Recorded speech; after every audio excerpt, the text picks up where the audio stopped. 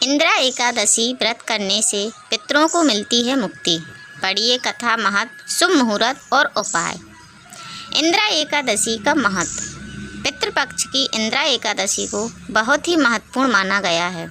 धार्मिक मान्यताओं के अनुसार इस एकादशी का व्रत करने से जातक के पितरों को मोक्ष की प्राप्ति होती है। यदि कोई जातक इंदिरा एकादशी के दिन व्रत रखकर एकादशी का श्राद्ध करता है, साथ ही भगवान विष्णु की पूजा और कथा करता है, तो ऐसे में 7 पीढ़ियों के पितरों को पाप से मुक्ति मिलती है। कब है इंदिरा एकादशी व्रत? इंदिरा एकादशी 10 अक्टूबर मंगलवार को रखा जाएगा। हिंदू पंचांग के मुताबिक इंदिरा एकादशी की शुरुआत 9 अक्टूबर सोमवार को दोपहर 12 से 36 मिनट से होगी और इस तिथि का समापन 10 अक्टूबर मंगलवार को दोपहर 3:08 पर होगा।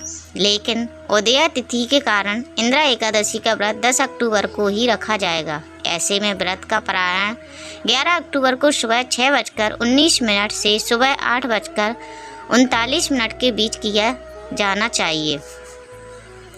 इंदिरा एकादशी व्रत पर ऐसे करें पूजा। सुबह जल्दी उठकर घर की साफ सफाई के बाद स्नान करें और व्रत का संकल्प लें। घर में पूजा पाठ करें और नदी में पितरों का विधि विधान के साथ तर्पण करें। श्राद्ध कर्म के बाद ब्राह्मण भोज कराएं और बाद में खुद भोजन करें। दशमी पर सूर्यास्त के बाद भोजन न करें।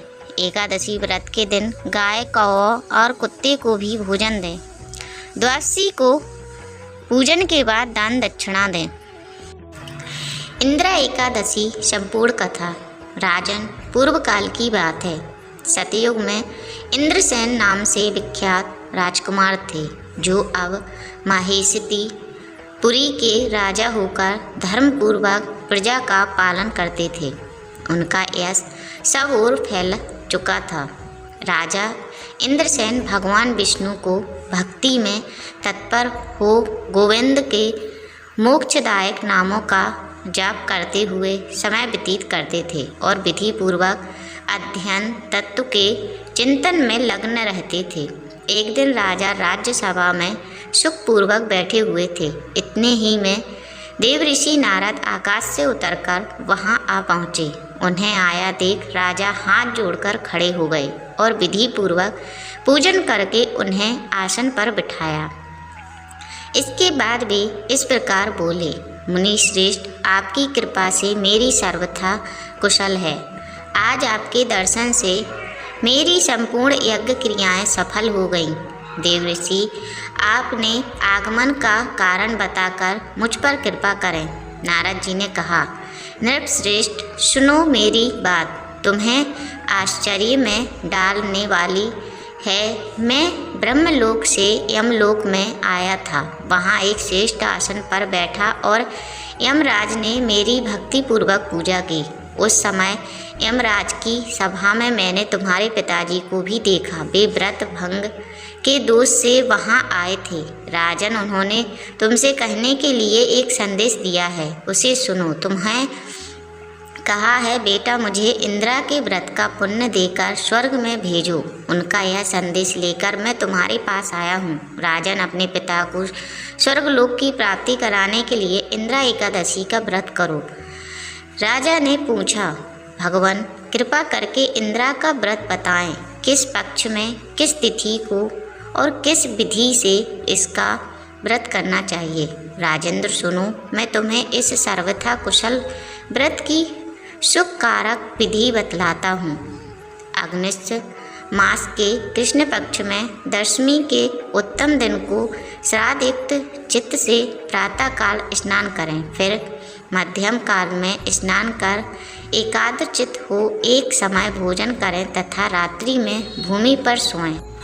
रात्रि के अंत में निर्मल प्रभात होने पर एकादशी के दिन दातुन करके मुँह धोएं। इसके बाद भक्ति भाव से निर्वाणकित मंत्र करते हुए उपवास का नियम ग्रहण करें।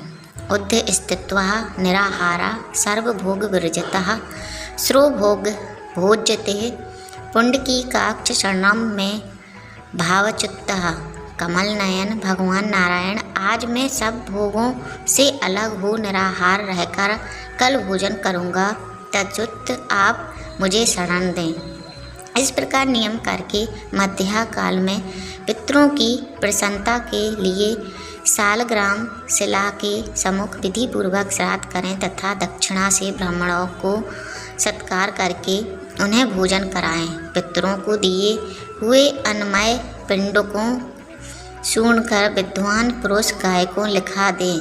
फिर धूप और गंध आदि से भगवान हविकेश का पूजन करके रात्रि में उनके समीप जागरण करें। तत्पश्चात सवेरा होने पर दशमी के दिन पुनः भक्तिपूर्वक श्री हरि की पूजा करें।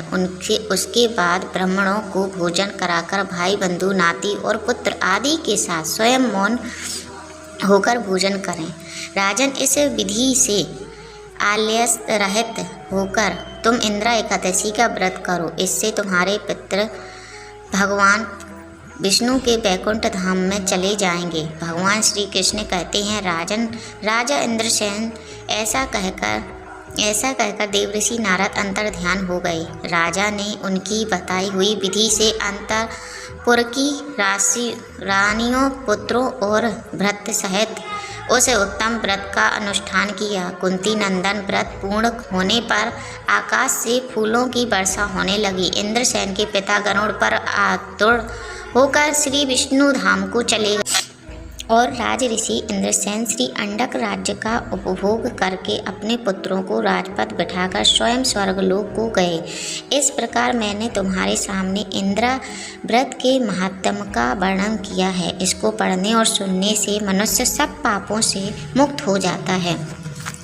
दोस्तों, वीडियो अच्छी लगी हो तो ज़्यादा से ज़्यादा शेयर करना, लाइक करना। ऐसी ही वीडियो देखने के लिए हमारे चैनल को अभी सब्सक्राइब कर लें। धन्यवाद। राधे राधे।